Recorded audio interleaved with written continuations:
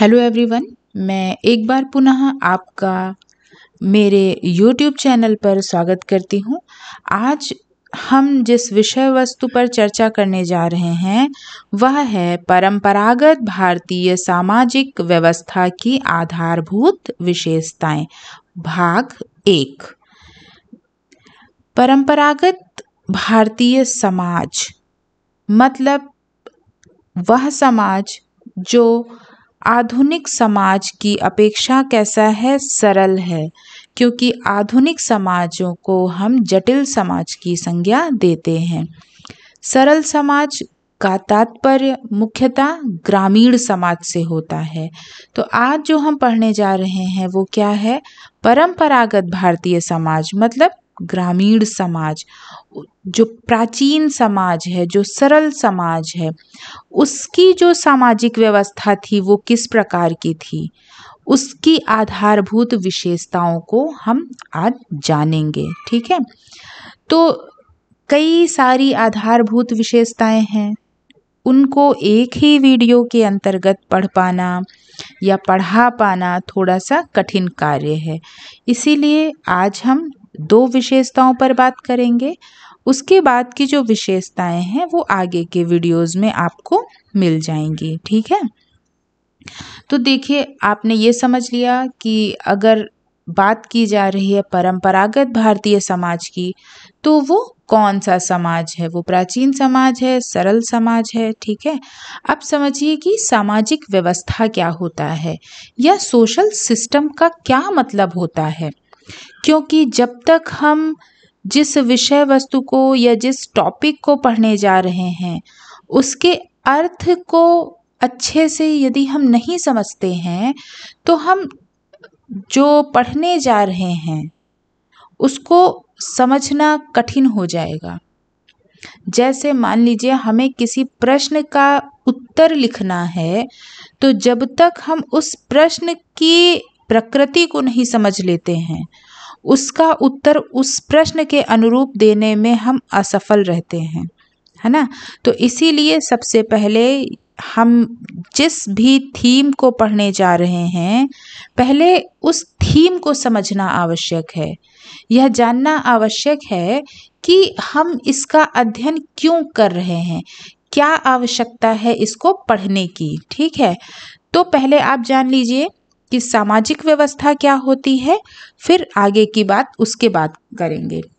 तो सामाजिक व्यवस्था को समझने से पहले हमें ये जानना पड़ेगा कि ये जो टर्म है इसका क्या तात्पर्य निकलता है। ठीक है, तो देखिए, हर्बर्ट स्पेंसर ने क्या किया, समाज की तुलना शरीर से की है। हर्बर्ट स्पेंसर के इस सिद्धांत को सावयवी सादृश्यता का सिद्धांत कहा जाता है। अब देखिए कि हर्बर्ट स्पेंसर ने जो सावयवी सादृश्यता का सिद्धांत बताया है वह क्या है, और उसका यहाँ पर ये जो आप विषय वस्तु जो आज पढ़ने जा रहे हैं उससे क्या रिलेशन है। तो जो हर्बर्ट स्पेंसर ने बताया था, उनका जो कॉन्सेप्ट है, उससे मैं आपको बताऊंगी कि सामाजिक व्यवस्था से हम क्या समझते हैं। हर्बर्ट स्पेंसर कहते हैं कि यदि हम समाज की तुलना सावयव अर्थात शरीर से करें तो देखेंगे कि दोनों में समानताएं हैं। ठीक है, जैसे कि यदि कोई शरीर है, मान लीजिए ये कोई शरीर है, ठीक है, तो कोई भी शरीर वो कैसे बना होता है, विभिन्न अंगों से मिलकर बना होता है। जैसे आँख है, नाक है, कान है, हाथ है, पैर है। तो मतलब जो शारीरिक व्यवस्था है वह विभिन्न अंगों की उपव्यवस्थाओं से मिलकर बनी है। इसको हम व्यवस्था क्यों कह रहे हैं? क्योंकि प्रत्येक जो अंग है उसका एक निश्चित स्थान है, उसका एक निश्चित प्रकार्य है। तो ये जो अंग हैं अपने प्रकार्यों के माध्यम से जो सावयव है उसको गतिशीलता प्रदान करते हैं, शारीरिक व्यवस्था को बना कर रखते हैं। ठीक है। तो अब इसी तरह से हर्बर्ट स्पेंसर ने क्या कहा, उनका कहना है कि यदि हम शरीर के जैसे ही समाज को एक संपूर्णता के रूप में देखें, तो मान लीजिए ये, अब इसको हम समझ लेंगे कि ये क्या है, ये समाज है, ठीक है। तो अब जैसे शरीर विभिन्न अंगों से मिलकर बना था, तो वैसे ही समाज भी विभिन्न उपव्यवस्थाओं से मिलकर बना है जो कि इसके अंग हैं। अर्थात जो सामाजिक व्यवस्था है उसका निर्माण विभिन्न उपव्यवस्थाओं के माध्यम से होता है। अब ये जो समाज की विभिन्न उपव्यवस्थाएं हैं, ये क्या हैं? ये यही हैं जिनको आज हम पढ़ेंगे, जैसे कि वर्ण व्यवस्था, आश्रम व्यवस्था, जाति व्यवस्था, जजमानी व्यवस्था, संयुक्त परिवार और पंचायत व्यवस्था। ये कब की बात हो रही है, किस समाज की बात हो रही है? सरल समाज की बात हो रही है, परंपरागत समाज की बात हो रही है, ठीक है। तो मतलब ये मान लीजिए अब क्या है, अब ये हम मान लीजिए ये परंपरागत समाज है, प्राचीन समाज है या सरल समाज है। तो इसकी संरचना कैसे बनी है? जैसे शरीर की संरचना की बात करें तो वो कैसे बना है? विभिन्न अंगों से मिलकर बना है, हाथ हैं, पैर हैं, है ना, ये सारी चीजों से मिलकर क्या बना है? शरीर। तो इसी प्रकार जो परंपरागत भारतीय समाज था वो विभिन्न उपव्यवस्थाओं जैसे कि वर्ण व्यवस्था, आश्रम व्यवस्था, यहाँ पर ये जितने ये पॉइंट्स लिखे हैं इनसे मिलकर बना है। ये इसके संरचनात्मक आधार हैं। अब यहाँ पर यह बात ध्यान रखने योग्य है कि सिर्फ ऐसा नहीं है कि ये जो उपसंरचनाएं हैं वो मात्र 6 हैं, नहीं, ये मुख्य आधारभूत संरचना है, ठीक है। ये मुख्य आधारभूत संरचनाएं हैं जिनके बारे में आज हम पढ़ेंगे। तो इतनी बात आपको अब क्लियर हो गई होगी कि हम ये जो पढ़ रहे हैं कि जो सामाजिक व्यवस्था की आधारभूत विशेषताएं, इसको हम क्यों पढ़ रहे हैं? इसको हम इसलिए पढ़ रहे हैं ताकि हम इस बात को जान सकें कि जो सरल समाज था, जो भारतीय परंपरागत समाज हैं, उसका जो स्ट्रक्चर था वो कैसा था, उसके जो संरचनात्मक आधार थे वो कौन कौन से थे, किस तरह से समाज में संतुलन स्थापित रहता था, या ये जो संरचनात्मक आधार हैं अर्थात ये जो समाज के विभिन्न संरचना है उसके प्रकार क्या क्या थे, ठीक है। तो अब बात समझ में आ रही होगी कि हम इसका अध्ययन क्यों कर रहे हैं, तो आपको क्यों का उत्तर मिल गया होगा। अब थोड़ी सी तत्परता और बढ़ गई होगी, है ना, कि देखें कि ऐसी इसमें क्या बात थी, जो हमारा परंपरागत भारतीय समाज है उसमें क्या क्या विशेषताएं थी। तो चलिए अब पढ़ते हैं, आगे बढ़ते हैं, ठीक है। तो देखिए, भारतीय समाज भारत के प्राचीनतम समाजों में से एक है, ठीक है। इस तथ्य से तो आप ऑलरेडी ही आपको ये पता होगा, तथा इसकी संरचनात्मक एवं वैचारिक आधार पर निम्नलिखित विशेषताएं हैं। संरचनात्मक आधार क्या होता है, अभी आपको समझा दिया मैंने। संरचनात्मक आधार पर कौन कौन सी विशेषताओं की बात होती है ये भी मैंने अभी आपको यहाँ पर समझा दिया। अब देखिए, वैचारिकी आधार क्या होता है। वैचारिकी मतलब विचार या व्यवहार, मतलब जो हम व्यवहार करते थे कहाँ पर, ये जो सरल समाज है वहाँ पर, जो परंपरागत समाज है वहाँ पर, तो ये कुछ इन विचारधाराओं से जुड़ा हुआ हमारा व्यवहार होता था। तो ये वैचारिक आधार कौन कौन से हैं, इनको भी हम आगे जो हमारे वीडियोस आगे बनाऊंगी उसमें आप देखेंगे। तो कौन कौन से आधार है, पुरुषार्थ है, पंच ऋण तथा यज्ञ है, कर्म तथा पुनर्जन्म की बात होगी, संस्कार हैं और धर्म है, ठीक है। तो इस तरह से क्या किया हमने, क्या देखा अभी तक, हमने देखा कि जो परंपरागत भारतीय सामाजिक व्यवस्था है, या ये भी कह सकते हैं जो परंपरागत भारतीय समाज है, उसके जो संरचनात्मक आधार और जो वैचारिक आधार हैं वो क्या क्या हैं, ठीक है। चलिए आगे बढ़िए।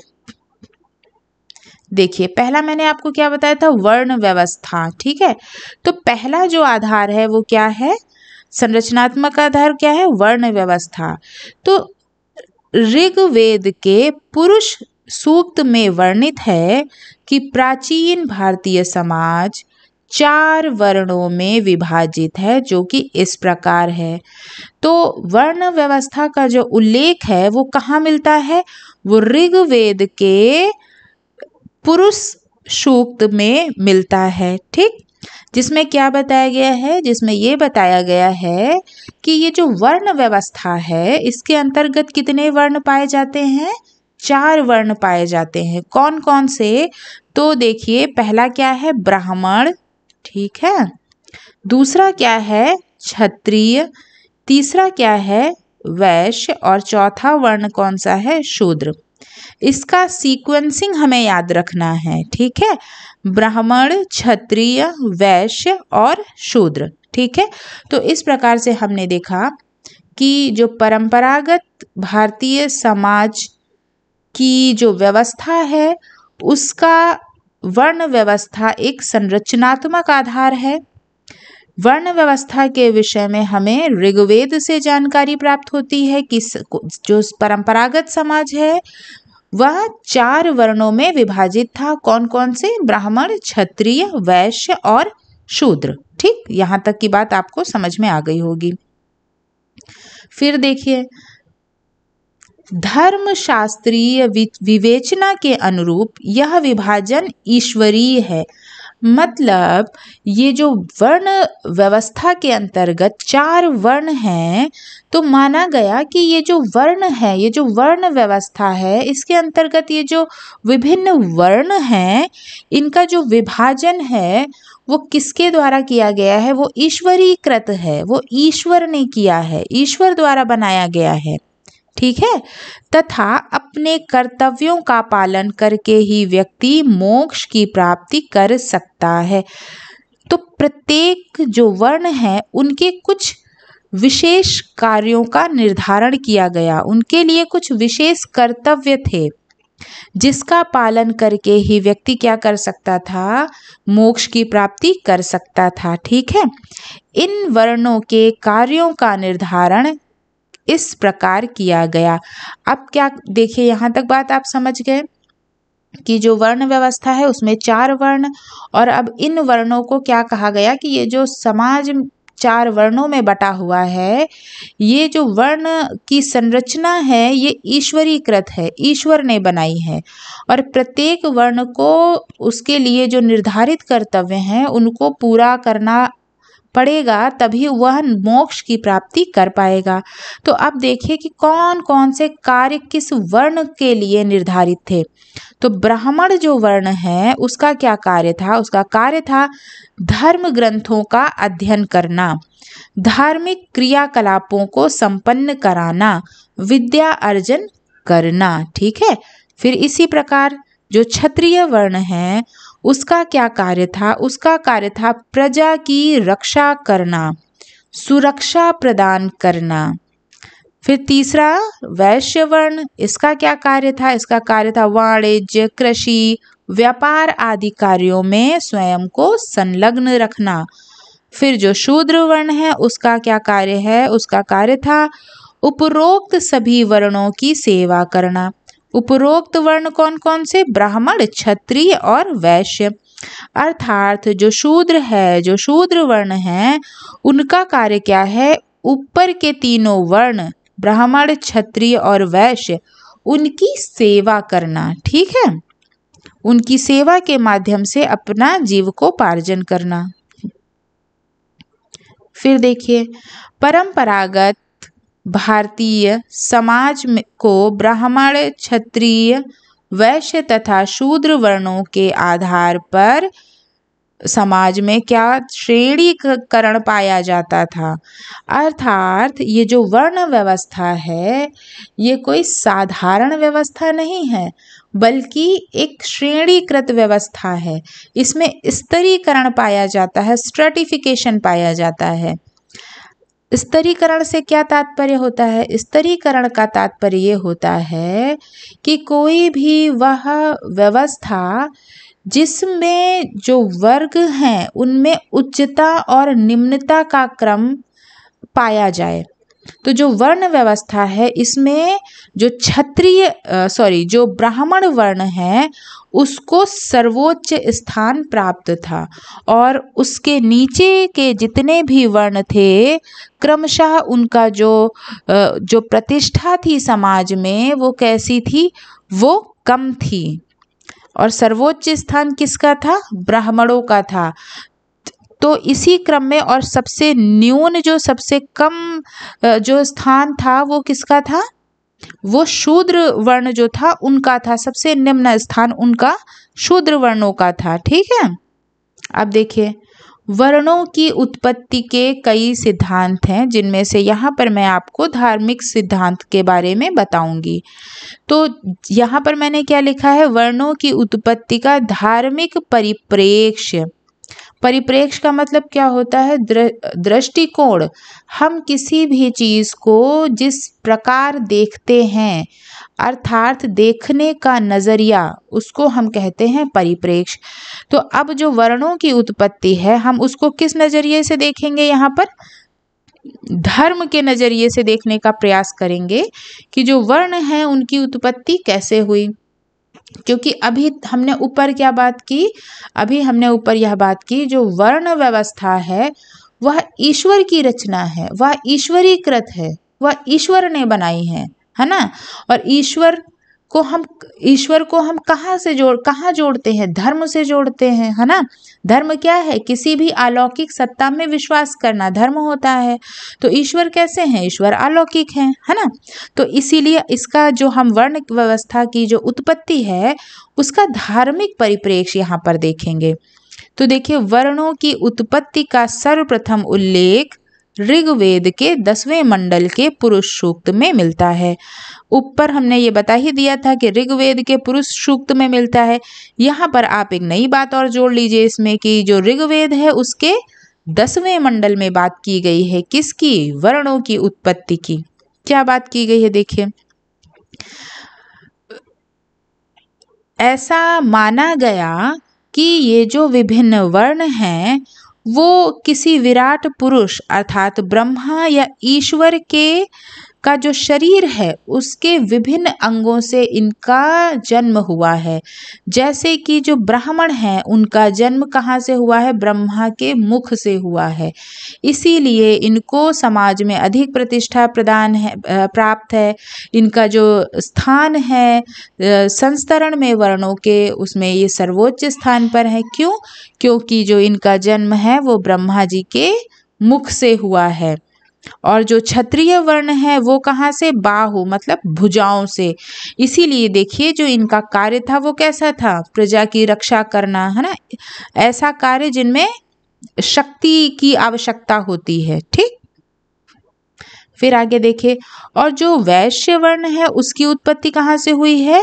माना गया कि जो वैश्य वर्ण है उसकी उत्पत्ति उरु अर्थात जंघा मतलब जो ब्रह्मा हैं उनकी जंघाओं से किसका जन्म हुआ है? वैश्य वर्ण का।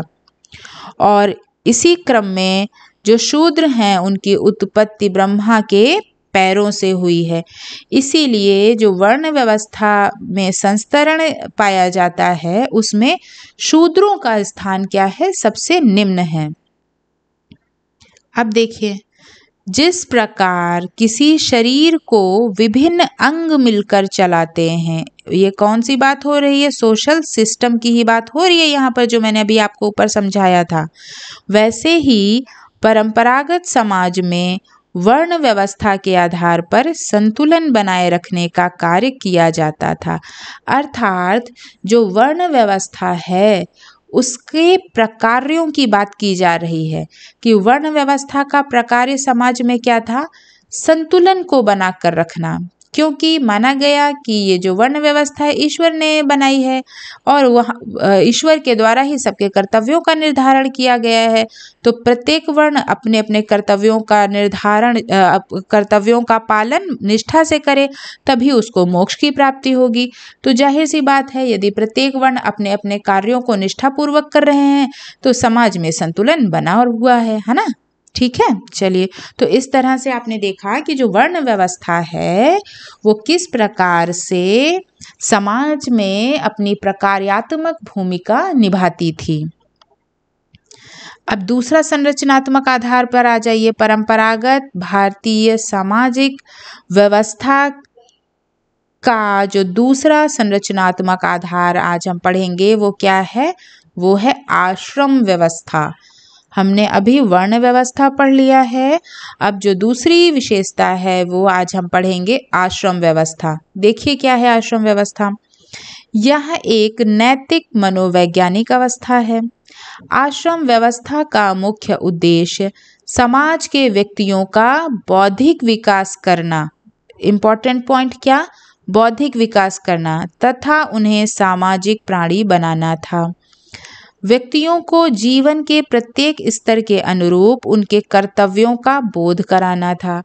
अब देखिए जो आश्रम व्यवस्था है, आप इसको जो आश्रम व्यवस्था है, इसको आप इस तरह से समझिए कि जो परंपरागत भारतीय समाज में जो व्यक्ति थे, है ना, जो व्यक्ति सरल समाज में रहते थे, उनके लिए क्या किया गया? उनके लिए, उनके बौद्धिक विकास के लिए, उनके सामाजिक विकास के लिए क्या किया गया? आश्रम व्यवस्था को बनाया गया। आश्रम व्यवस्था में क्या किया गया? जो जीवन के प्रत्येक स्तर हैं उनके अनुरूप व्यक्तियों के क्या कार्य होने चाहिए उनका निर्धारण कर दिया गया, ताकि जो व्यक्ति है वो उसको ये बात पता हो कि उसको अपने जीवन के प्रत्येक स्तर में किस तरह से व्यवहार करना है, उससे क्या क्या व्यवहार समाज द्वारा अपेक्षित है। ठीक है, देखिए उपनिषद के अनुसार आश्रम व्यवस्था के अंतर्गत मनुष्यों के जीवन को 100 वर्षों का माना गया है। वर्ण व्यवस्था का उल्लेख हमें ऋग्वेद के 10वें मंडल के पुरुष सूक्त में मिलता है और आश्रम व्यवस्था का उल्लेख हमें कहाँ मिलता है? उपनिषद में मिलता है। तो आश्रम व्यवस्था के अंतर्गत क्या किया गया? मनुष्यों का जो जीवन है उसको कितने वर्षों का माना गया? 100 वर्षों का माना गया और इन 100 वर्षों को 25-25 वर्षों की अवधि के आधार पर 4 आश्रमों में विभक्त कर लिया गया। इसको ऐसे समझिए कि जो सरल समाज है वहाँ पर क्या माना गया? माना गया कि कोई भी जो व्यक्ति है उस समाज का, वो अनुमानतः 100 वर्ष तक जिएगा। ठीक, तो अब इन 100 वर्षों में वो कैसे आचरण करेगा? वो किन नियमों का पालन करे कि वो एक सामाजिक प्राणी बन सके, समाज का जिम्मेदार नागरिक बन सके। तो उसके लिए अब उसके लिए कुछ कर्तव्यों का निर्धारण कर दिया गया है ना कि तो अब क्या हुआ? देखिए जो 100 वर्ष थे उनको कितने वर्षों के आधार पर? 25-25 वर्षों की अवधि के आधार पर। यदि हम 100 को 25-25 से गुणा करें तो कितना? 4 है ना। 25-25 25-25 25 + 25 50 + 25 75 25 + 25 100। तो इस तरह से क्या किया गया? 100 वर्षों को 25-25 में बांट दिया गया। अब 25-25 वर्ष में तो बांट दिया गया, तो अब इनका कुछ नाम भी रखा गया। तो नाम क्या रखा गया?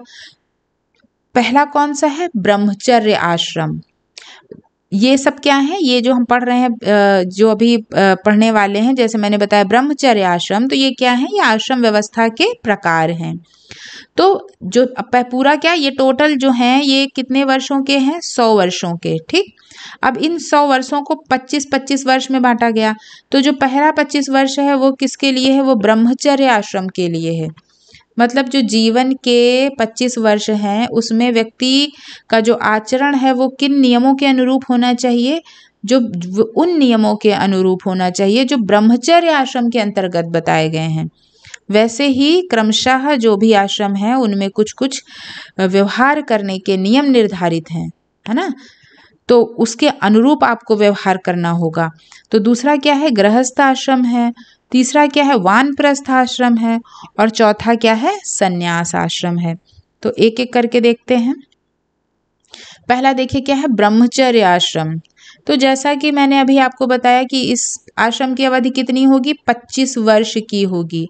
इस आश्रम की अवधि भी 25 वर्ष की होगी।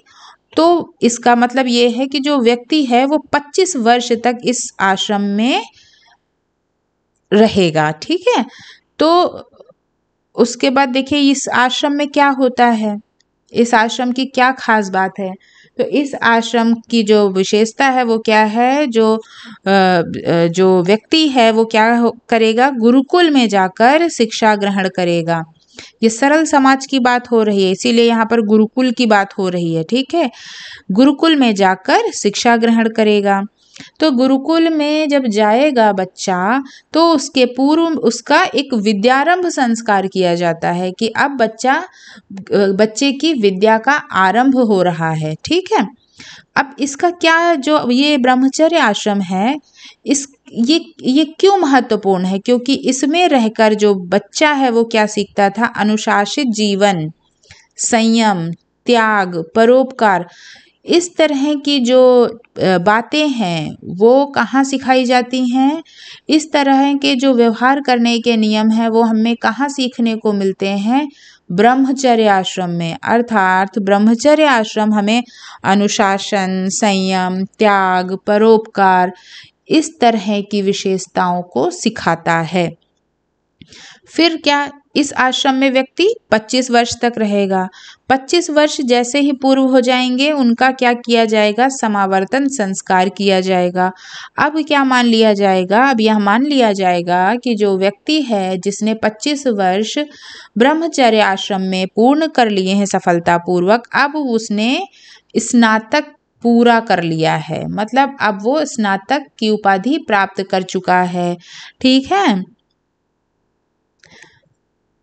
ब्रह्मचर्य आश्रम को किशोरों की भावनात्मक आतुरता, यौनिक उत्तेजना और विभिन्न प्रकार के तनावों पर नियंत्रण स्थापित करके उनके व्यक्तित्व का विकास करने का एक महत्वपूर्ण साधन माना गया।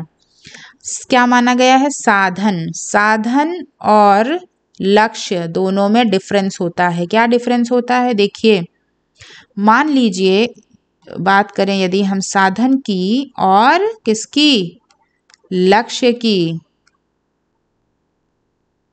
इसको इस तरह से समझिए। मान लीजिए लक्ष्य है कि समाज को एक जिम्मेदार नागरिक देना, ठीक। तो समाज के लिए जो जिम्मेदार नागरिक है वो कैसे बनेगा, तो वो बनेगा इन आश्रमों के द्वारा, क्योंकि आश्रम में व्यवहार करने के नियम बताए गए हैं।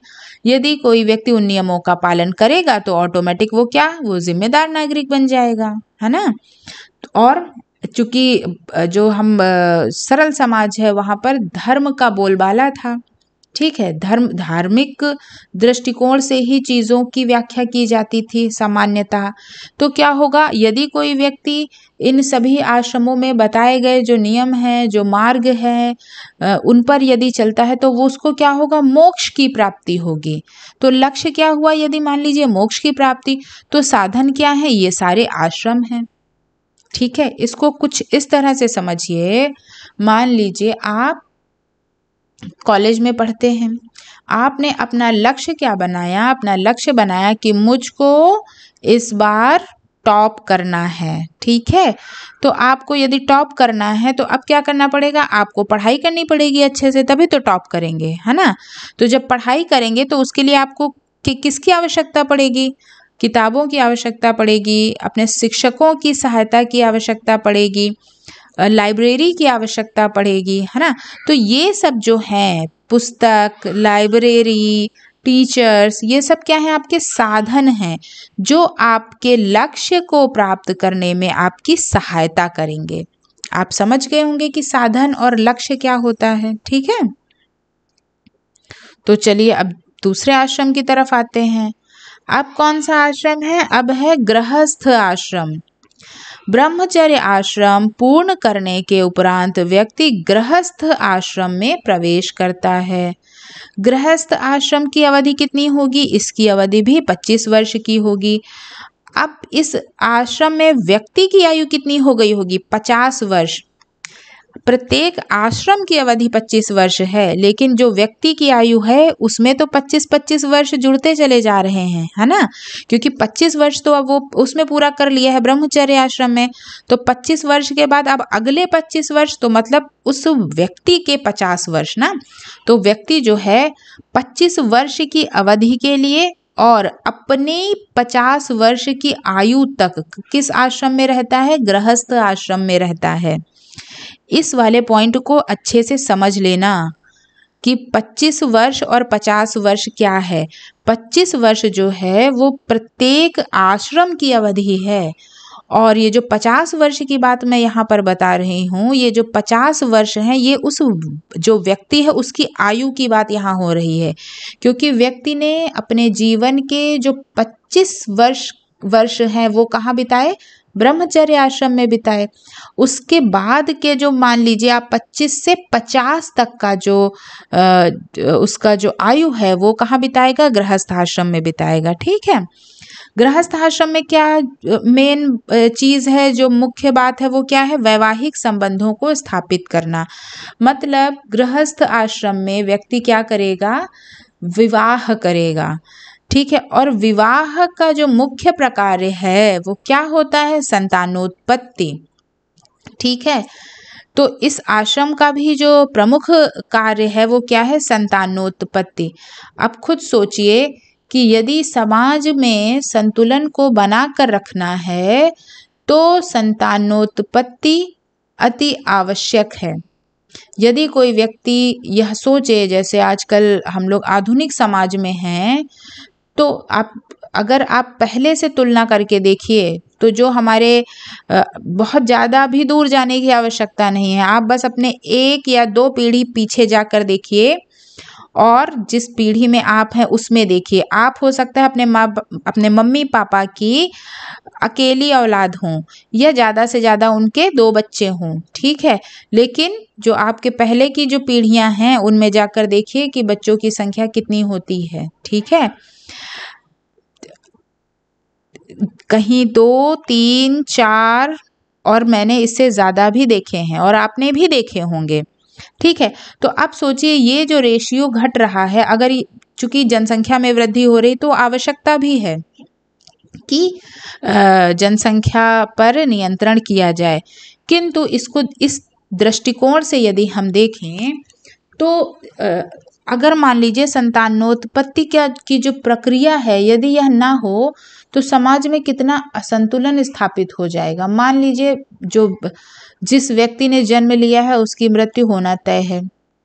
व्यक्ति की यदि मृत्यु हो रही है और लेकिन नए बच्चों का जन्म ना हो तो कहीं ना कहीं क्या हो जाएगा? अव्यवस्था बन जाएगी समाज में, है ना।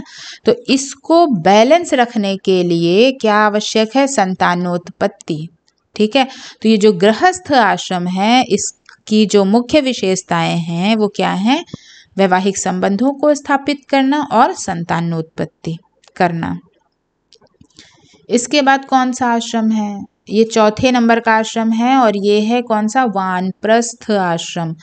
इस आश्रम की अवधि भी कितनी होगी? 25 वर्ष, क्योंकि मैंने आपको पहले ही बताया कि प्रत्येक आश्रम की अवधि 25 वर्ष होगी। अब इसमें व्यक्ति कितने वर्ष का हो जाएगा? देखिए 25 वर्ष उसने कहाँ बिता दिए? ब्रह्मचर्य आश्रम में। फिर 25 वर्ष कहाँ बिता दिए उसने? कौन से आश्रम में?